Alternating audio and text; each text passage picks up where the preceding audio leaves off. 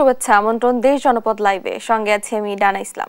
রংপুরে নদ নদীতে কমতে শুরু করেছে পানি, তবে কমেনি পানিবন্দীদের ভোগান্তি, দেখা দিয়েছে খাবার সংকট। বিস্তারিত জানাতে সরাসরি যুক্ত হচ্ছেন সহকর্মী রফিকুল ইসলাম। রফিক, পানিবন্দীরা নিয়মিত ত্রাণ সামগ্রী পাচ্ছেন কিনা এ নিয়ে কি তথ্য আছে আপনার কাছে? জানা, আপনাকে ভালো খবর দিয়েই শুরু করতে চাই। আপনি দেখবেন যে আমি এই মুহূর্তে রয়েছি রংপুরের কাউনিয়া উপজেলার পাজরভাঙ্গা সরকারি প্রাথমিক বিদ্যালয়ে। গতকাল কিন্তু এই যে বিদ্যালয়টি আপনি দেখছেন, এই বিদ্যালয়ের শ্রেণীকক্ষে পানি উঠেছিল, সেটি কিন্তু পানি কমে গেছে। অর্থাৎ শুধু এই বিদ্যালয়ের মাঠ না, রংপুরের যে কাউনিয়া এবং গঙ্গাচড়া সহ যে তিস্তার অববাহিকার চরাঞ্চল এবং নিম্নাঞ্চল রয়েছে, সেই নিম্নাঞ্চলে কিন্তু পানি কমতে শুরু করেছে। আমরা পানি উন্নয়ন বোর্ড আমাদেরকে জানিয়েছে যে সকাল ৬টা থেকে বিপদ সীমার ৫ সেন্টিমিটার নিচ দিয়ে পানি প্রবাহিত হচ্ছে। তবে এই পানি যে ঘরে ঢুকেছে বা লোকালয়ে ঢুকেছে, মানুষজন যে পানিবন্দী হয়ে পড়েছে, এখানে যেহেতু পানি ঢুকেছে, পানি নেমে যাওয়ার একেবারে সম্ভাবনা খুবই কম। অর্থাৎ পানি যে নেমে যাবে এই অবস্থা কিন্তু না থাকার কারণে এখানে যে আমন আবাদ রয়েছে, সেই আমন আবাদের ব্যাপক ক্ষতি হবার সম্ভাবনা রয়েছে। একইভাবে যারা পানিবন্দী রয়েছেন, সেই পানিবন্দী লোকজনের সঙ্গে আমি কথা বলেছি। তারা বলেছেন যে তাদের যে খাবার সংকট রয়েছে, বিশুদ্ধ পানির অভাব রয়েছে, সেটি কিন্তু তার রয়েছে। তো আমি এই নিয়ে জেলা প্রশাসকের সঙ্গে কথা বলেছি। তিনি বলেছেন যে সরকারি হিসাব অনুযায়ী রংপুরের যে কাউনিয়া, পীরগাছা এবং গঙ্গাচড়া, এই ৩ উপজেলা মিলে ৩,০০০ মানুষ পানিবন্দী রয়েছে। এই মানুষজনকে ইতিমধ্যে 50 মেট্রিক টন যে জিআর, সেটি বরাদ্দ দেওয়া হয়েছে। আরো 17 মেট্রিক টন প্রস্তুত রয়েছে। তারা বিভিন্নভাবে উপজেলা নির্বাহী কর্মকর্তাদের মাধ্যমে তারা সেটি বিতরণ করছেন। আরেকটি বিষয় ডানা, আপনার মাধ্যমে জানিয়ে রাখি, যেহেতু পানি কমেছে, পানি এখনো লোকালয়ে আছে, কিন্তু তিস্তার বিভিন্ন যে অংশ রয়েছে, সেই অংশ, অর্থাৎ আমি যদি বলি, আমি এই মুহূর্তে রয়েছে কাউনিয়া উপজেলার গদাই গ্রামের পাশে যে তিস্তা, সেই তিস্তা কিন্তু ইতিমধ্যে চর জেগে উঠেছে। অর্থাৎ এখানকার যারা বাসিন্দা রয়েছে তারা বলছেন যে পরিমাণ বৃষ্টি হয়েছে এবং উজান থেকে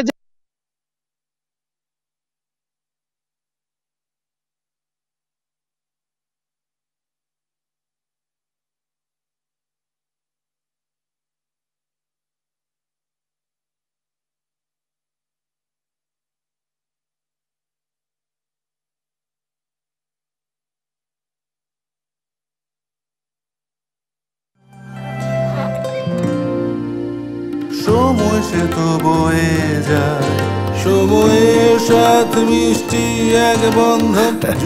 এভাবেই সময় পাল্টে যায়, কিন্তু ডিপ্লোমা সেই একই স্বাদে, একই মানে যুগ যুগ ধরে রয়ে যায়। New Zealand dairy, excellence in quality. দেশের উত্তরাঞ্চলে বন্যা পরিস্থিতির উন্নতি হয়েছে, তবে এখনো কমেনি দুর্ভোগ। নিমজ্জিত আমনের ক্ষেত, বাড়িঘর থেকে নামতে শুরু করেছে পানি। অন্যদিকে পানি বাড়া কমার সাথে তীব্র হয়ে উঠছে তিস্তা পাড়ের ভাঙন।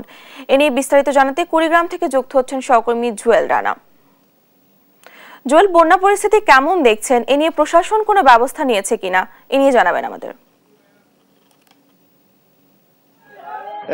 আপনি যেমনটি আসলে বলছিলেন যে তিস্তার পানি কমার সঙ্গে সঙ্গে কিন্তু তীব্র আকার ধারণ করেছে আসলে নদী ভাঙনের মানে মুখে অসংখ্য পরিবার। আমি এই মুহূর্তে রয়েছি রাজারহাট উপজেলার ঘড়িয়ালডাঙ্গা ইউনিয়নের ডুসমারা একটি গ্রামে। এখানে যদি আপনাকে দেখাই, এখানে কিন্তু অসংখ্য বাড়িঘর আসলে গত 2 থেকে 3 দিনে কিন্তু তিস্তার গর্ভে চলে গেছে। অনেকে কিন্তু আপনাকে যদি দেখাই ক্যামেরায়, যে তারা কিন্তু তাদের বাড়িঘর ভেঙে নিয়ে নৌকায় আসলে বিভিন্ন স্থানে চলে যাচ্ছে। ইতিমধ্যে কিন্তু এখানে গত 2 থেকে 3 দিনে কিন্তু 50টির মতো পরিবার আসলে ভিটেমাটি হারিয়েছে। আমি এখানকার মানুষজনের সঙ্গে কথা বলেছি, তারা কিন্তু বলছে যে এখানে কিন্তু স্থানীয় পানি উন্নয়ন বোর্ড আজ পর্যন্ত কোনো কাজ করেনি, একটি বালুর বস্তাও ফেলেনি, যার ফলে কিন্তু এখানে ভাঙনে শুধু বাড়িঘর না, অনেক ফসলি জমি নদীতে বিলীন হচ্ছে। এছাড়াও কিন্তু আধা পাকা যে ধান রয়েছে, আদা পাকা আমন ধান আমরা দেখেছি, তারা কিন্তু আদা পাকা আমন ধান কেটে নিচ্ছে। কেটে নিয়ে তারা, যেহেতু এগুলো ধান হবে না, তারা কিন্তু খড় হিসেবে গরুকে খাওয়াবে। আমি যদি এখানে একজন বাসিন্দা রয়েছেন যারা আসলে নদী ভাঙনের কবলে পড়ে বাড়িঘর আসলে সরাচ্ছেন, এইরকম একজন মানুষ আছেন। ভাই একটু যদি বলবেন আসলে কি অবস্থা, কতদিন ধরে ভাঙছে আর কোথায় যাচ্ছেন? 5 দিন হলে ভাঙছে, ভাঙতে ভাঙতে কালকে থেকে বেশি শুরু হয়েছে। আমাদের এখন জায়গা জমিনে আমরা কোথায় যাবো এটা নিয়ে এক টেনশন। তো অন্য একটা লোক এখন কিছু জমিন দিবে চাইলো, বিদায় ওটি জামানছি, খুব একটা কষ্টই আছি। দেখেন এখন এই লোকগুলো কিভাবে খেলে না খেলে এটা নিয়ে একটা টেনশনে আছে, দেন কি করা যায়। আচ্ছা, এখানে কতদিন ধরে ভাঙছে? পানি উন্নয়ন বোর্ড কোনো কাজ করেছে কিনা? না, কোনো কাজ বাজ কিচ্ছু নাই, কোনো মালধাল কিচ্ছু নাই, আমরা অসহায়। এখন বর্তমানে 3 দিন হলে ফুল ভাঙছে, আর 5 দিন হলে পানির ধাক্কাটা বেশি। হয়তো অনেক সয় সম্পত্তি ক্ষতি আছে, বিঘে বিঘে চলে আছে। পাকা ধান গুলো সম্পূর্ণ মনে হয় মিসমার হয়ে গেছে, কাটার কোনো সময় নাই। অনেক লোক মনে হয় ধাক্কাতে পানি চলে যায়। ধন্যবাদ। আপনাকে আরেকটি তথ্য জানিয়ে রাখি, তিস্তার পানি কিন্তু এই মুহূর্তে বিপদসীমার 6 সেন্টিমিটার নিচ দিয়ে প্রবাহিত হচ্ছে। পানি কিন্তু বিপদসীমার নিচ দিয়ে প্রবাহিত হলেও কিন্তু তিস্তার যে অববাহিকা রয়েছে, বিভিন্ন চরাঞ্চল রয়েছে, সেই চরাঞ্চলের যে বাড়িঘরে কিন্তু এখনো পানি রয়েছে এবং তারা এখনো কিন্তু দুর্ভোগে রয়েছে। এছাড়াও আমি স্থানীয় প্রশাসনের সঙ্গে কথা বলেছি, তারা শুকনো খাবার এবং পানি বিশুদ্ধকরণের যে উপকরণ সেগুলো আসলে বিতরণ করেছে। আমি এখানে আরেকজন রয়েছেন নদী ভাঙনের কবলে পড়ে, আসলে উনিও নদী ভাঙনের শিকার হয়েছেন। আমি যদি একটু জানতে চাই, একটু বলবেন আসলে কি অবস্থা, কতদিন ধরে ভাঙছে? এখন যেহেতু আপনাদের বাড়ি ভেঙে নিয়ে যাচ্ছেন নৌকা যোগে, কোথায় যাচ্ছেন? এখন তিস্তা নদী এই 3 দিনের মধ্যেই ভাঙচুর শুরু হয়েছে ভাই। এমনকি পানি নৈরাকার, আবাদ কিস্তি, মনে করেন যা আছে মরিচ শাক সবজি, আবার ধান, পাকা ধান, এই দেখেন বাড়িঘর ভাঙচুর হচ্ছে। কোথায় যাব না, এর কোনো ঠিক ঠিকানা নাই। এখন কে আমাদের আশ্রয় দেবে কি দেবে না, এটা কোনো কুলকিনারা নাই। আমরা কোথায় যাব এখন? রাত কালে যে নৌকার উপরে বা এখানে ওখানে বিভিন্ন স্থানে পড়ে আসি, আমাদের যাওয়ার মতো আর কোনো জায়গা নাই। ও বাচ্চাই ভেঙে এ পাশে আসি, এ পাশেই ভেঙে, এখন কোথায় যাব? কোনো জায়গা নাই। খোড়া কি আমার সব বন্ধ হয়েছে পানির জন্য, আমরা খাইতেও পারতেছি না, কোথাও কোনো পাচ্ছি না। আমরা এই অবস্থায় আছি। আমাদের কোনো এই যে শুকনো ধান, এই যে পাকা ধান সব ভাঙিয়ে যাচ্ছে, কাটি ফেলছে, কিন্তু আমরা তাল পাচ্ছি না, টানাইতে তাল পাচ্ছি না। ঘর এমনি ডাবি যাচ্ছে, নদীতে ডাবি যাচ্ছে, ঘর আটকাইতে পারতেছি না। এক ঘর ধরলে আর এক ঘর এমনি যায়। এই অবস্থায় আমরা বর্তমান আছি। আমাদের আর যাওয়ার কোনো উপায় নাই।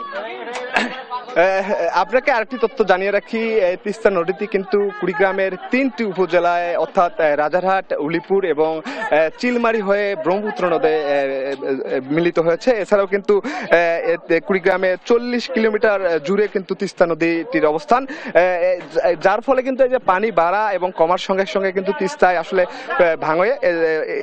এই মুহূর্তে কিন্তু যেমন তীব্র আকার ধারণ করেছে তিস্তার ভাঙন, এই 40 কিলোমিটার এলাকা জুড়ে কিন্তু বিভিন্ন এলাকায় কোথাও তীব্রভাবে ভাঙছে, কোথাও মৃদুভাবে আসলে ভাঙন দেখা দিয়েছে। ভাঙনের কবলে পড়ে কিন্তু এখানকার যারা বাসিন্দা রয়েছে তারা কিন্তু দিশেহারা হয়ে পড়েছে। আমরা অনেকের সঙ্গে কথা বলেছি, যাদের আসলে যাওয়ার কোনো স্থান নেই, তাদের কিন্তু নিয়তি একমাত্র ভরসা, এমনটাই কিন্তু অনেক পরিবার বলেছেন। এছাড়াও কিন্তু অনেকে কিন্তু আমরা দেখেছি এখানে খোলা আকাশের নিচে আসলে ছায়লা করে আসলে তারা বসবাস করছেন।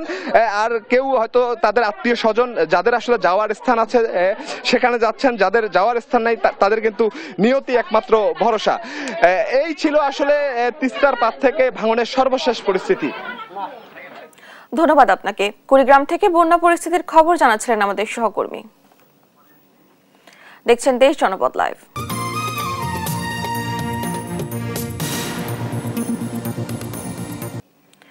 চট্টগ্রাম ও খুলনায় পাল্লা দিয়ে বাড়ছে ডেঙ্গু আক্রান্ত রোগীর সংখ্যা। বিস্তারিত জানাতে সরাসরি যুক্ত হচ্ছেন সহকর্মী একেএম নাজিম এবং নুর ইসলাম রকি। শুরুতে যাচ্ছি সহকর্মী নাজিমের কাছে। নাজিম, হাসপাতালে ডেঙ্গু আক্রান্ত ভর্তি রোগীর সংখ্যা বর্তমানে কেমন দেখছেন? গত কয়েকদিন ধরে ডেঙ্গু রোগী হু হু করে বাড়ছে, কারণ আমরা যেটি দেখেছি গত বেশ দিন ধরে চট্টগ্রামের নগরের যতগুলো হাসপাতাল রয়েছে সবগুলো হাসপাতালে ডেঙ্গু রোগী বাড়ছে। কারণ এই আমরা যেখানে রয়েছে চট্টগ্রাম মেডিকেল কলেজ হাসপাতাল, এই হাসপাতালে প্রতিদিন গড়ে যদি আমরা হিসাব করি তাহলে 40 থেকে 45 জন রোগী এই ডেঙ্গু রোগী এই হাসপাতালে ভর্তি হচ্ছে। কারণ গত 24 ঘন্টায় আমরা যে হিসাবটা জেলার সিভিল সার্জন কার্যালয় থেকে নিয়েছি, সেই সিভিল সার্জন হিসাবে দেখা যাচ্ছে গত 24 ঘন্টায় চট্টগ্রামে 54 জনের উপরে মানুষ ডেঙ্গুতে আক্রান্ত হয়েছেন। তার মধ্যে শুধু নগরেই রয়েছেন 44 জন, বাকিগুলো বিভিন্ন উপজেলা থেকে নিয়ে আসা। তো এখানকার যারা চিকিৎসকরা বলছেন যে চলতি মৌসুমে কিন্তু ডেঙ্গু রোগী সবচেয়ে বেশি আক্রান্ত হচ্ছে চট্টগ্রামে, কারণ চলতি বছর এখন পর্যন্ত চট্টগ্রামে প্রায় 1100-র উপরে মানুষ ডেঙ্গুতে আক্রান্ত হয়েছেন। তাদের মধ্যে ইতিমধ্যে মারা গিয়েছেন 11 জন, আর এই 11 জনের মধ্যে চলতি মাসে মারা গিয়েছেন 7 জন, তাদের মধ্যে 2 জন অন্তঃসত্ত্বা নারী ছিলেন। চিকিৎসকরা বলছেন আসলে ডেঙ্গু থেকে বাঁচতে হলে সচেতনতার কোনো বিকল্প নেই, কারণ সচেতন হওয়ার পাশাপাশি ডেঙ্গুর যেসব উপসর্গ রয়েছে সেগুলো দেখা দেওয়ার সাথে সাথে নিকটস্থ স্বাস্থ্য কমপ্লেক্স এবং চিকিৎসকের পরামর্শ নেওয়া খুবই জরুরি। কারণ অনেকেই হয়তো জানেন না বা জানতেই চান না যে তার শরীরে ডেঙ্গুর বাসা বেঁধেছে, কারণ ডেঙ্গুর যে লক্ষণগুলো রয়েছে সেগুলো হঠাৎ জ্বর ওঠা, খিঁচুনি দেওয়া, শরীরের বিভিন্ন অংশ ব্যথা করা এবং মাঝে মধ্যে ঘাম দেয়, এগুলো যদি দেখা দেয় তাহলে দ্রুত চিকিৎসকের পরামর্শ বা নিকটস্থ যে স্বাস্থ্য কমপ্লেক্স রয়েছে সেখানে যাওয়ার পরামর্শ দিচ্ছেন চিকিৎসকরা। তবে আমরা যেটি দেখেছি চট্টগ্রাম নগরের যে আশপাশে যতগুলো হাসপাতাল রয়েছে তার পাশাপাশি চট্টগ্রাম জেলার হাটহাজারী, রাউজান, ফটিকছড়ি, রাঙ্গুনিয়া, ভূসপুর, মিরসরাই, সীতাকুণ্ড, আনোয়ারা, পটিয়া এইসব উপজেলা থেকে কিন্তু নগরের প্রতিদিন এই চট্টগ্রাম মেডিকেল কলেজ হাসপাতালে কিন্তু রোগী আসছে। যে যতগুলো রোগী আসছে, যে হাসপাতালে জরুরি বিভাগের যে হিসাব সেই হিসাব অনুযায়ী আমরা যেটি দেখেছি প্রতিদিনই 30 থেকে 40 জন রোগী এখানে আসছেন। তাদের মধ্যে অধিকাংশ যারা ডেঙ্গু আক্রান্ত হচ্ছেন তাদেরকে হাসপাতালে ভর্তি দিচ্ছেন। প্রথমে তাদেরকে হাসপাতালে একটি অবজারভেশন বেড রয়েছে যে জরুরি বিভাগের পাশে একটি ওয়ার্ডে, সেখানে রাখা হয়। তারপর তাদেরকে পর্যায়ক্রমে বিভিন্ন ওয়ার্ডে চিকিৎসা দেওয়া হচ্ছে। আমরা একটা জিনিস যেটি দেখেছি, যেহেতু ডেঙ্গু রোগী বাড়ছে সেজন্য চট্টগ্রাম মেডিকেল কলেজ হাসপাতালে আলাদা একটি ডেঙ্গু ওয়ার্ড করা হয়েছে। শুধু সেই ওয়ার্ডে ডেঙ্গু রোগীরা থাকবেন বলে এখানকার যিনি পরিচালক রয়েছেন তিনি আমাদেরকে জানিয়েছেন। পাশাপাশি ডেঙ্গু রোগী যদি আরো বেড়ে যায় তাহলে হাসপাতালের অন্যান্য যেগুলো রেগুলার ওয়ার্ড রয়েছে সেসব ওয়ার্ড গুলোতে আলাদা করে ডেঙ্গু রোগীদের জন্য কর্নার খোলা হবে। তবে যেভাবে ডেঙ্গু রোগ হচ্ছে বা মশাবাহিত রোগগুলো বাড়ছে সেজন্য সরকারের দায়িত্বশীল যতগুলো প্রতিষ্ঠান রয়েছে সেসব প্রতিষ্ঠানের তেমন কোনো উদ্যোগ আমরা দেখিনি। কারণ সিটি কর্পোরেশনের পক্ষ থেকে মাঝে মধ্যে মশাবাহিত রোগ বা ডেঙ্গু তাড়ানোর বা মশা তাড়ানোর যে উদ্যোগ নেওয়া হয় সেটি মাঝে মধ্যে চালানো হয়, অথবা ডেঙ্গুর যে মৌসুম সেটি আসলে তারা তোড়জোড় শুরু করে। কিন্তু প্রতি বছর ডেঙ্গুর মৌসুম আসলে তারা তৎপর হয়, কিন্তু অন্য সময় তাদেরকে খুবই দেখা যায় না। ইতিমধ্যে যেটি আমরা জেনেছি, চিকিৎসকরা যেটি বলছেন, আসলে ডেঙ্গু রোগীদের মধ্যে সবচেয়ে বেশি আক্রান্ত হচ্ছেন বৃদ্ধ থেকে কম বয়সী মানুষ, কারণ যারা বৃদ্ধরা রয়েছেন বা যারা শিশুরা রয়েছেন তারাই বেশি আক্রান্ত হচ্ছেন। হাসপাতালে যেটি আমরা দেখেছি, এখানে যতগুলো রোগী ভর্তি রয়েছেন তাদের মধ্যে অধিকাংশই কিন্তু বৃদ্ধ বা 40 থেকে 45-এর উপরে যাদের বয়স তারাই কিন্তু ভর্তি হচ্ছেন। পাশাপাশি যারা শিশুরা রয়েছেন তারাও কিন্তু আক্রান্ত হচ্ছেন। সেক্ষেত্রে চিকিৎসকরা যেহেতু বলছেন যারা বাসা বাড়িতে রয়েছেন, বাসায় রয়েছেন, নগর বিশেষ করে নগরে যারা রয়েছেন তারা যেন সন্ধ্যার পর বা সন্ধ্যার আগে থেকে বাসায় বসবাস করলে বা বাসায় থাকলে তখন যেন মশারির ভিতরে থাকে, কারণ একটি ডেঙ্গু আক্রান্ত যে মশা একজন ডেঙ্গু রোগীকে কামড় দেওয়ার পর সেটি আরেকজনকে কামড় দিলে ডেঙ্গু হতে পারে, এমন একটি ধারণা কিন্তু তৈরি হয়েছে। আরেকটি বিষয় যেটি খুবই গুরুত্বপূর্ণ, গত কয়েকদিন আগে থেকে যেহেতু চট্টগ্রাম নগরে ডেঙ্গুর আক্রান্ত বাড়ছে, তার মধ্যে চট্টগ্রামের কয়েকটি এলাকাকে কিন্তু উচ্চ ক্ষমতা সম্পন্ন এলাকা বলে ঘোষণা দেওয়া হচ্ছে। তাদের মধ্যে কয়েকটি এলাকা 60% উপরে বেড়েছে বলে এখানকার যারা গবেষক তারা রয়েছেন। আমরা এখনো দেখেছি চট্টগ্রাম নগরের মধ্যে যতগুলো খোলা স্থান রয়েছে সবগুলো স্থানে কিন্তু ময়লা আবর্জনায় ভরপুর। সিটি কর্পোরেশনের পক্ষ থেকে অথবা সরকারের যতগুলো দায়িত্বশীল প্রতিষ্ঠান রয়েছে এগুলো রক্ষণাবেক্ষণ বা দেখভালের দায়িত্বে তাদের তেমন কিছু দেখছে না। তো এই ছিল আমার কাছে সর্বশেষ।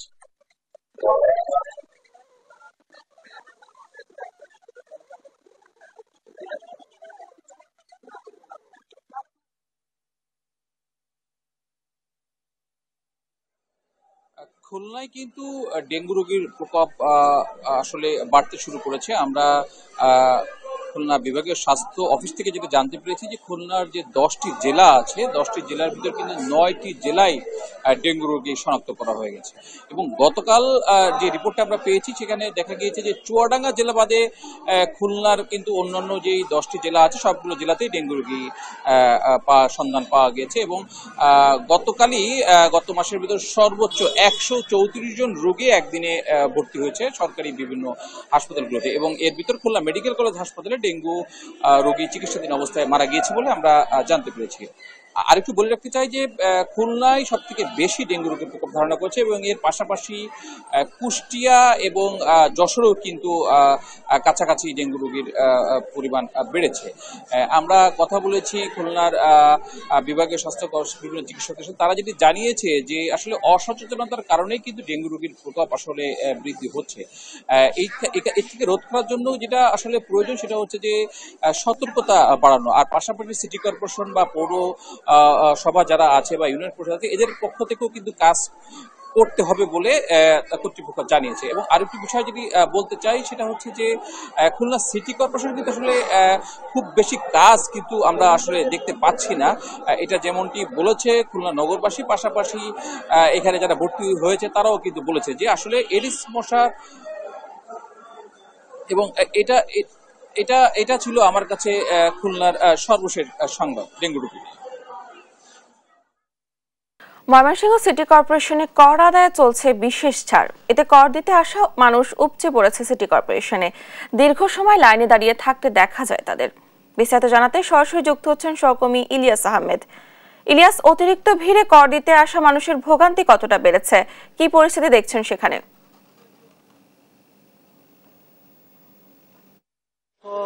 সারে ময়মনসিংহ সিটি কর্পোরেশনের গ্রাহক যারা আছেন তারা কিন্তু কয়েকদিন ধরেই কর দিচ্ছেন, অর্থাৎ আজকে শেষ দিন। আমরা দেখেছি আজকে কিন্তু মানুষের অর্থাৎ গ্রাহকদের ভিড় কিন্তু আমরা লক্ষ্য করেছি এবং তারা বলছেন যে দীর্ঘক্ষণ লাইনে দাঁড়িয়ে তারা কিন্তু কর দিচ্ছেন এবং সেই বিষয়টি নিয়ে তারা ক্ষোভ প্রকাশ করেছেন এবং তারা বলছেন এই যে কার্যক্রম অর্থাৎ বুথের যে কার্যক্রম সেটি যদি আরো সম্প্রসারিত করা হতো তাহলে এই যে মানুষের ভোগান্তি সেটি কিন্তু একেবারেই কমে যেত, সেই বিষয়টি বলছিলেন। আমরা দেখেছি যে ময়মনসিংহ সিটি কর্পোরেশন, কালীবাড়ি এবং বয়রাই কিন্তু এই তিনটি জায়গায় ৩৩টি ওয়ার্ডের গ্রাহক যারা আছেন তারা কিন্তু কর প্রদান করছেন এবং তারা চাচ্ছেন যে এই কর প্রদানে যেন ভোগান্তি না থাকে এবং সেই বিষয়ে বুথের সংখ্যা আরো বাড়ানোর দাবি কিন্তু তারা জানিয়েছেন।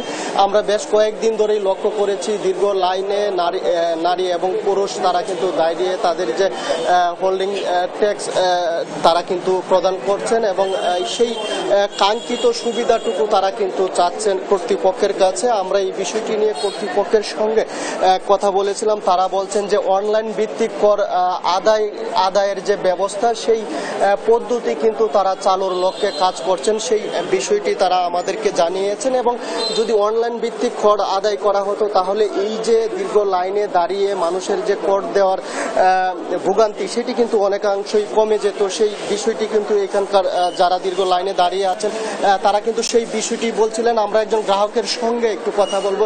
এই যে আপনি কখন এসেছেন, কখন নাগাদ কর দিতে পারবেন এবং আপনাদের কি ভোগান্তি হচ্ছে কিনা? 1 ঘন্টা যাবত। আপনারা কখন এসেছেন আসলে লাইনে দাঁড়িয়েছেন? আধা ঘন্টা 40 মিনিট হয়ে গেছে। অনলাইন করলে অনেক সুবিধা হইতো, তো এখন আমরা পৌরসভাতে আইসা সিটি কর্পোরেশন আইসা টাকা জমা দেওয়া লাগছে। অনলাইন হয়ে যেত তাহলে আমরা বাসাতে বসে বিকাশে বা রকেটে পেমেন্ট করে দিতে পারতাম। শুনছিলেন যে আসলে তিনি বলছিলেন যদি অনলাইন ভিত্তিক কর দেওয়ার পদ্ধতি চালু করা হতো তাহলে তাদের যে ভোগান্তি অর্থাৎ দীর্ঘক্ষণ লাইনে দাঁড়িয়ে তাদের যে ভোগান্তি পোহাতে হচ্ছে সেই ভোগান্তি কিন্তু একেবারেই কমে যেত, সেই বিষয়টি তারা বলছিলেন।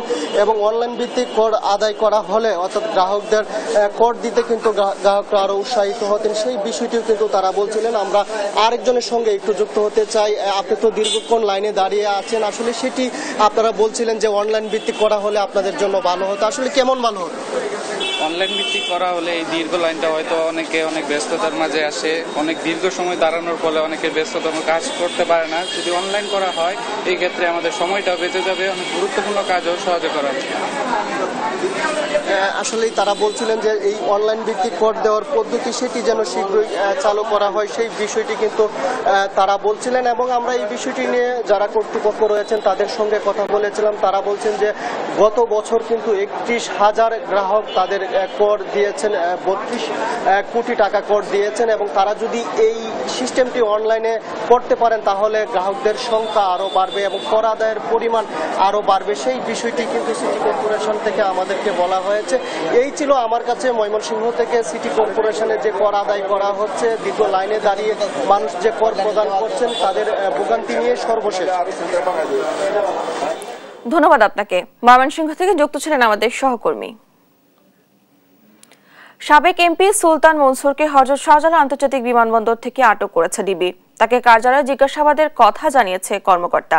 এ বিষয়ে আরো জানাতে ডিবি কার্যালয় থেকে সরাসরি যুক্ত হচ্ছেন সহকর্মী শাহাদাত নিশাদ। নিশাদ, কোন অভিযোগে সুলতান মনসুরকে আটক করা হয়েছে, কি বলছে ডিবি? বলছিলেন আসলে আমরা এই মুহূর্তে আছি ডিবি কার্যালয়ের সামনে এবং আপনি জানেন যে আজকে যে সাবেক ভিপি সুলতান মনসুর তাকে ভোরে বিমানবন্দর থেকে আটক করা হয়েছে হযরত শাহজালাল আন্তর্জাতিক বিমানবন্দর থেকে। সেখানে ইমিগ্রেশনের অবস্থায় কিন্তু তাকে সেখানে আটক করা হয়েছে এবং আমরা ডিবি থেকে যে তথ্য পেয়েছি, ডিবি প্রধানের সাথে আমাদের কথা হয়েছে, তিনি আমাদেরকে যে বিষয়টি জানিয়েছেন মূলত বেশ কয়েকটি বিষয় রয়েছে যেগুলো নিয়ে জিজ্ঞাসাবাদের জন্য তাকে ইমিগ্রেশনে সেখান থেকে আটক করা হয়েছে এবং বর্তমানে তাকে ডিবি কার্যালয়ে নিয়ে আসা হয়েছে এবং কিছু জিজ্ঞাসাবাদ করা হবে। এরপরে আসলে তথ্যের ভিত্তিতে তাকে ডিবিতে রাখা হবে কিনা সে বিষয়ে আমাদেরকে জানিয়েছেন। তবে পরবর্তীতে তাকে সেখান থেকে আদালতেও তোলা হতে পারে। তবে এখন পর্যন্ত যেহেতু আদালতের থেকে কোনো যে নির্দেশনা আসেনি, সেক্ষেত্রে তাকে ডিবিতে আপাতত জিজ্ঞাসাবাদ করা হবে এবং জিজ্ঞাসাবাদ শেষে কিন্তু পরবর্তীতে তারা যে সিদ্ধান্ত সেই সিদ্ধান্তটি কিন্তু নিবে। আমরা যদি একটু জানিয়ে রাখি যে সুলতান মনসুর তিনি কিন্তু যে ছাত্রলীগের সভাপতিও ছিলেন এবং সেই সময় কিন্তু পরবর্তীতে তিনি সেখানে ভিপি নির্বাচিত হয়েছেন এবং সেক্ষেত্রে পরবর্তীতে 2011 সময় আমরা দেখেছি তখন যে ডক্টর কামাল হোসেনের জোটের সাথে তিনি ধানের শীষ প্রতীকে নির্বাচন করেছেন এবং সেই নির্বাচনের পর কিন্তু সেখানে সংসদ সদস্য নির্বাচিত হয়েছিলেন এবং আমরা যেটি জেনেছি তিনি দল পরিবর্তন করেছে, আওয়ামী লীগের সাবেক সাংগঠনিক সম্পাদকও তিনি হয়েছিলেন এবং একসাথে এই যে ছাত্র আন্দোলন সেখানে তার পরিবারের দেওয়া তথ্য মতে যে আসলে তিনি বেশ কয়েকদিন যুক্তরাষ্ট্র এবং কানাডাতে অবস্থান করেছিলেন এবং এই ছাত্র আন্দোলনের সময় কিন্তু তার কোনো উপস্থিতি ছিল না বলেও কিন্তু আমরা তার পরিবার থেকে জানিয়েছেন। তবে সেক্ষেত্রে তার নির্দেশনা কাজ করছে বলে এমনও একটা অভিযোগ কিন্তু আমরা পেয়েছিলাম এবং সেই বিষয়টি কিন্তু যে তার নামে যদিও কোনো মামলা এখন পর্যন্ত তার পরিবারের দাবি কোনো মামলা হয়নি, কিন্তু যে যদি এই আন্দোলনে তার কোনো সম্পৃক্ত থাকে সে বিষয়ে কিন্তু ডিবিতে জিজ্ঞাসাবাদ করা হবে এবং তার পরবর্তীতে কিন্তু সিদ্ধান্ত নেওয়া হবে। তো এই ছিল ডিবি কার্যালয়ের সামনে থেকে আমার কাছে থাকা সবশেষ খবর। এখানে ডিবি কার্যালয়ে তাকে নিয়ে আসা হয়েছে এবং জিজ্ঞাসাবাদ চলছে। নিশাদ, ধন্যবাদ আপনাকে। ডিবি কার্যালয় থেকে যুক্ত ছিলেন আমাদের সহকর্মী। দেখছেন দেশ জনপদ লাইভ।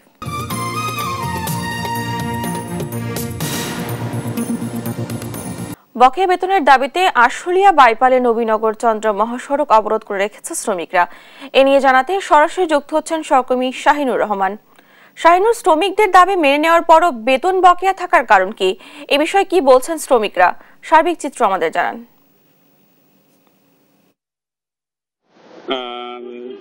ধন্যবাদ জান আপনাকে। আমি এই মুহূর্তে আছি আশুলিয়ার শিল্প অঞ্চলে। আপনাকে জানিয়ে রাখি যে সকাল থেকে কিন্তু আমরা দেখতে পাচ্ছি যে বেশ কিছু কারখানায় কিন্তু তারা আন্দোলন চালিয়ে যাচ্ছে বকেয়া বেতনের দাবিতে। তারই পালাক্রমে আমরা দেখেছি যে এখানে বিশেষ করে নবীনগর থেকে চন্দ্রা যে মহাসড়ক আছে, এই মহাসড়কে কিন্তু শ্রমিকরা বকেয়া বেতনের দাবিতে কিন্তু অবরোধ করে রেখেছে। এর জন্য কিন্তু পুরো এলাকায় কিন্তু যানজটে পড়তে হয়েছে সাধারণ মানুষদের আমরা দেখতে পাচ্ছি। এবং সেই সাথে আপনাদেরকে জানিয়ে রাখি যে আজকে কিন্তু বেশিরভাগ কারখানায় খুলেছে, বিশেষ করে ইপিজেড এবং ইপিজেডের বাইরের যে প্রতিষ্ঠানগুলো বেশিরভাগ কারখানায় কিন্তু তারা উৎপাদনে ফিরেছে, এমনটি কিন্তু আমরা দেখতে পেরেছি। এবং যে কয়েকটি কারখানা বন্ধ রেখেছে, বেশিরভাগ কারখানায় আমরা দেখেছি যে তারা কিন্তু বিশেষ করে বকেয়া বেতনের দাবিতে কিন্তু তারা রাস্তা বন্ধ রেখেছে। এবং সেই সাথে আপনাদেরকে জানিয়ে রাখি যে ইতিমধ্যে আমরা দেখেছি যে সেনাবাহিনী, বিজিবি এবং পুলিশ এবং যে আইন শৃঙ্খলা বাহিনীর সদস্যরা আছে তারা কিন্তু শ্রমিকদের সাথে কথা বলার চেষ্টা করতেছে, তাদেরকে বোঝানোর চেষ্টা করতেছে যে নির্দিষ্ট সময় তাদেরকে বেতন দেওয়া হবে এবং একটি সময় তাদেরকে বেঁধে দেওয়ার চেষ্টা করতেছে, কিন্তু শ্রমিকরা কোনো অবস্থাতেই তারা মালিক পক্ষ থেকে আশ্বাস না পাওয়া পর্যন্ত তারা কিন্তু রাস্তা ছাড়বে না, এমনটি কিন্তু তারা জানিয়ে দিয়েছে। এবং সেই সাথে আপনাদেরকে জানিয়ে রাখি যে যার ফলে নবীনগর থেকে চন্দ্রা যে মহাসড়ক আছে উভয় লেনে কিন্তু আমরা দেখতে পেরেছি যে যানজটে পড়তে হয়েছে সাধারণ মানুষদের। আমরা যদি আপনাদেরকে জানিয়ে রাখি যে সাভার, আশুলিয়া এবং ধামরাইয়ে মূলত 1800টির উপরে কিন্তু শিল্প কারখানা রয়েছে। আমরা এই জানেন যে গত কয়েক সপ্তাহ আগে কিন্তু এই সাভার, আশুলিয়ারা অনেকটা অস্থিরতা অবস্থা ছিল, যার ফলে এখন কিন্তু অনেকটা কাটিয়ে উঠেছে। আমরা দেখতে পেরেছি যে জিরাবু থেকে আব্দুল্লাহপুর যে রাস্তাটা আছে এই রাস্তাটা কিন্তু ইদানিং কিন্তু আমরা দেখতে পাচ্ছি যে আজকে শ্রমিকদের আন্দোলন না থাকে কিন্তু নির্বিঘ্নে গাড়ি চলাচল করতে পারতেছে, কিন্তু নবীনগর চন্দ্রা মহাসড়কটা এখনো অবরোধ করে রেখেছে শ্রমিকরা। এই ছিল আশুলিয়া শিল্প অঞ্চল থেকে। ধন্যবাদ আপনাকে। সাভার থেকে যুক্ত ছিলেন আমাদের সহকর্মী। দেশের উত্তরাঞ্চলে বন্যা পরিস্থিতির উন্নতি হয়েছে, তবে এখনো কমেনি দুর্ভোগ। নিমজ্জিত আমনের ক্ষেত, বাড়িঘর থেকে নামতে শুরু করেছে পানি। অন্যদিকে পানি বাড়া কমার সাথে তীব্র হয়ে উঠছে তিস্তাপাড়ের ভাঙন। এ নিয়ে জানাতে লালমনিরহাট থেকে যুক্ত হচ্ছেন সহকর্মী জামাল বাদশা। জামাল, বন্যা পরিস্থিতি কেমন দেখছেন, কি তথ্য আছে এ নিয়ে আপনার কাছে? আসলে তিস্তার পানি কিন্তু গতকাল রাত থেকে এ পর্যন্ত খুব দ্রুত গতিতে নেমে যাচ্ছে এবং তিস্তার পানি দ্রুত গতিতে নেমে যাওয়ার কারণে তিস্তার বেশ কিছু পয়েন্টে আসলে তীব্র ভাঙন দেখা দিয়েছে। এই মুহূর্তে রয়েছি আমি লালমনিরহাটের হরিণচৌরা গ্রামে এবং এই হরিণচৌরার আশেপাশের কয়েকটি পয়েন্টে কিন্তু তিস্তার ভাঙন তীব্র আকার ধারণ করেছে। গত রাত থেকে এ পর্যন্ত প্রায় 10টি বাড়ি অন্যত্র সরিয়ে নেওয়া হয়েছে এবং অনেকেই উঁচু রাস্তা এবং অন্যের জমিতে আশ্রয় নিয়েছেন। আমি খোঁজ নিয়ে দেখেছি লালমনিরহাটের গড্ডিমারি, আদিতমারি উপজেলার মহিষকোচা, চণ্ডীমারি সহ বেশ কিছু পয়েন্টে ভাঙন দেখা দিয়েছে এবং সকাল থেকেই কিন্তু এই ভাঙন তীব্র আকার ধারণ করেছে। আরেকটি তথ্য জানাতে চাই যে চরাঞ্চলে কিন্তু এখনো পানি রয়েছে, যার কারণে কিন্তু প্রায় 8000 হেক্টর ফসলের জমি কিন্তু পানিতে নিমজ্জিত অবস্থায় রয়েছে। আমার পাশে রয়েছেন লালমনিরহাট পানি উন্নয়ন বোর্ডের নির্বাহী প্রকৌশলী সুনীল কুমার। একটু তার সাথে কথা বলতে চাই যে আপনি একটু আমাদেরকে জানাবেন যে পানি দ্রুত নেমে যাওয়ার কারণে কি ধরনের সমস্যা হচ্ছে এবং বন্যার আরো আশঙ্কা রয়েছে কিনা। ধন্যবাদ আপনাকে। আপনারা জানেন যে গত কয়েকদিন ধরে টানা বৃষ্টিপাতের কারণে আমাদের তিস্তা অববাহিকার পানি বিপদসীমার উপর দিয়ে প্রবাহিত হলেও বর্তমানে পানি বিপদসীমার 45 সেন্টিমিটার নিচ দিয়ে প্রবাহিত হচ্ছে। আগামী 48 ঘন্টায় দেশে এবং উজানে ভারী বৃষ্টিপাতের সম্ভাবনা নেই। এর ফলে বোঝা যাচ্ছে যে আর আশা করি বন্যার সম্ভাবনা নেই। পানি নেমে যাওয়ার সাথে সাথে বেশ কয়েকটা পয়েন্টে ভাঙন দেখা দিচ্ছে, এগুলো আমরা পরিদর্শন করতেছি, উদ্বোধন দপ্তরে প্রেরণ করতেছি, অনুমতি সাপেক্ষে আমরা কাজ বাস্তবায়ন করব। ধন্যবাদ আপনাকে। ধন্যবাদ আপনাকে। আরেকটি বিষয় একটু জানাতে চাই যে লালমনিরহাটে কিন্তু এই গত 4 দিনের যে বন্যা হলো এই বন্যার পরিস্থিতি কিন্তু লালমনিরহাটের জেলা প্রশাসক পরিদর্শন করেছেন এবং বন্যা কবলিত মানুষদেরকে এ পর্যন্ত কিন্তু আসলে 90 মেট্রিক টন চাল এবং নগদ 13 লক্ষ টাকা বিতরণ করেছেন জেলা প্রশাসক বলে আমাদেরকে নিশ্চিত করেছেন। সব মিলিয়ে তিস্তার পানি কিন্তু আসলে নামতে শুরু করেছে এবং তীব্র ভাঙন দেখা দিয়েছে। এই ছিল লালমনিরহাট থেকে বন্যা পরিস্থিতির সর্বশেষ খবর। ধন্যবাদ আপনাকে। লালমনিরহাটের বন্যা পরিস্থিতির খবর জানাচ্ছিলেন আমাদের সহকর্মী। বিভিন্ন দাবিতে মানববন্ধন ও বিক্ষোভ কর্মসূচি চলছে চাঁপাইনবাবগঞ্জে পল্লী বিদ্যুৎ কর্মকর্তা কর্মচারীদের। এ নিয়ে বিস্তারিত জানাতে সরাসরি যুক্ত হচ্ছেন সহকর্মী তারেক রহমান। তারেক, তাদের দাবিগুলো কি, পরবর্তী কি পদক্ষেপের কথা বলছেন তারা? ডানা, আপনাকে বলে রাখি, পল্লী বিদ্যুতের কর্মকর্তা কর্মচারীরা প্রায় 6 মাস ধরে কিন্তু এতদিন তারা কিন্তু তাদের নিজস্ব ভবনে বিভিন্ন দাবি দেওয়া নিয়ে তারা আন্দোলন, সংগ্রাম, অনশন তারা জেলা প্রশাসকের কার্যালয়ের সামনে বিক্ষোভ মিছিল এবং মানববন্ধন কর্মসূচি পালন করছে। আপনাকে বলে রাখি দাদা, বাংলাদেশ পল্লী বিদ্যুৎ বোর্ড কর্তৃক নিম্নমানের বৈদ্যুতিক মালামাল ক্রয়, সরবরাহ, প্রয়োজনীয় মালামাল ও জনবলের কৃত্রিম সংকট তৈরি করে গ্রাহক পর্যায়ে বিভ্রান্তমূলক তথ্য ছড়িয়ে পল্লী বিদ্যুৎ সমিতির কর্তৃক কর্মকর্তা কর্মচারীগণকে হয়রানি করার প্রতিবাদে এবং গ্রাহক প্রান্তে নিরবিচ্ছিন্ন বিদ্যুৎ সরবরাহের জন্য দ্বৈত নীতি পরিবহন, বিআরইবি, পিবিএস একীভূতকরণ সহ বিভিন্ন চাকরিবিধি প্রদান ও চুক্তিভিত্তিক অনিয়মিত কর্মচারীদের চাকরি নিয়মিতকরণের দাবি দ্রুত বাস্তবায়নের লক্ষ্যে শতভাগ গ্রাহক সেবা চালু রেখে সারা দেশে কিন্তু আজকে 64টি জেলাতে মানববন্ধন কর্মসূচি পালিত হচ্ছে। সেই কর্মসূচির অংশ হিসেবে কিন্তু চাঁপাইনবাবগঞ্জে তারা মানববন্ধন কর্মসূচি পালন করছে। তাদের যে স্লোগানগুলো হচ্ছে নিপাতজাত দুর্ঘটনা, রাস ট্রাক, এই আর কি আরইবির মালামাল কারণে শতকরা যে 80% বিদ্যুৎ বিভ্রাট হচ্ছে সেটি তারা কিন্তু মুক্তি চাচ্ছেন। তারা বলছে পল্লী বিদ্যুতের দ্বৈত নীতি বন্ধ করো এবং করতে হবে। আপনাদেরকে বলে রাখি, ডানাকে ঘন্টা খানেক আগে কিন্তু তাদের এই কর্মসূচি শুরু হয়েছে এবং আরো 1 ঘন্টা কর্মসূচি চলবে বলে আমাদেরকে জানিয়েছেন। এখানে পল্লী বিদ্যুতের সর্বস্তরে কর্মকর্তা কর্মচারীরা কিন্তু আজকে কিন্তু এই তাদের কর্মসূচিতে হাজির হয়েছে। দাদা, এই ছিল আমার কাছে চাঁপাইনবাবগঞ্জের সর্বশেষ পরিস্থিতি। ধন্যবাদ আপনাকে। চাঁপাইনবাবগঞ্জ থেকে যুক্ত ছিলেন আমাদের সহকর্মী। দেখছেন দেশ জনপদ লাইভ।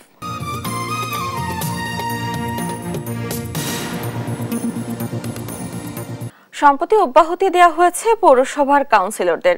জনপ্রতিনিধি ছাড়া কেমন চলছে পৌরসভার নাগরিক সেবা, এ নিয়ে জানাতে সরাসরি যুক্ত হচ্ছেন সহকর্মী রেজাউল করিম রেজা। রেজা, কাউন্সিলর ছাড়া নাগরিক সেবা পরিস্থিতি কেমন দেখছেন? হ্যাঁ ডানা, আমি এখন দাঁড়িয়ে আছি জয়পুরহাট পৌরসভাতে, পৌরসভার চত্বরে। আমি একটা বিষয় জানিয়ে রাখি যে গত 26 আপনি জানেন যে 26শে সেপ্টেম্বর থেকে কিন্তু পৌরসভার কাউন্সিলররা অপসারিত করা হয়েছে একটি প্রজ্ঞাপনে। তো আমি একটা বিষয় জানিয়ে রাখি যে তারপরে কিন্তু গতকাল এবং আজকে কিন্তু পৌরসভার যে স্বাভাবিক কার্যক্রম চলছে। আর পৌরসভার প্রধান নির্বাহীর যে দায়িত্বে আছেন হাসানুজ্জামান, তার সাথে আমি কথা বলে যেটা জানতে পেরেছি যে আসলে যে জরুরি সেবাগুলো, যেমন নাগরিক সনদপত্র, মৃত্যু সনদ বা আরো যে সেবাগুলো আছে, এই সেবাগুলো কিন্তু তারা পৌরসভার যে কর্মকর্তা কর্মচারী আছেন তাদের তত্ত্বাবধানে তারা তদন্ত করে সেগুলো কিন্তু দ্রুত দিয়ে দেবেন। তো এখন পর্যন্ত আসলে যে পৌরসভার কার্যক্রম আপনি একটু দেখুন, এখানে এটা হচ্ছে লাইসেন্স শাখার কার্যক্রম চলছে। তো আমি একটা বিষয় জানিয়ে রাখি যে এখানে একজন। ধন্যবাদ আপনাকে। জয়পুরহাট থেকে যুক্ত ছিলেন আমাদের সহকর্মী।